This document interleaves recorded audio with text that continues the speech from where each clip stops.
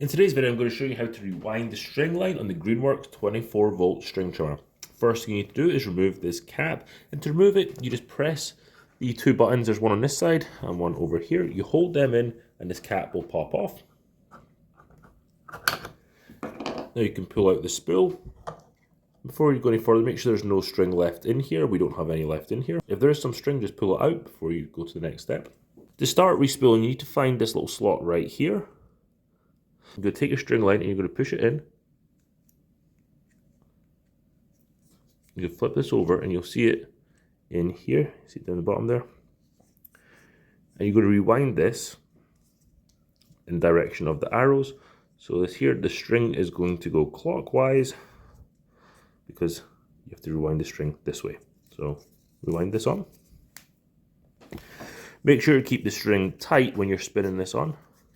You're going to leave about 5 inches sticking out, and I like to just slot it into here and then bring it down to hold it in place. If you've got spare spools, this is how you can rewind them, so you can have a really quick changeover, so you don't have to rewind it every time you want to change over the string line. But I've only got one. I like to do this just so it holds it in place and allows me to install this correctly. I'm going to take the string line and I'm going to thread it through this hole over here.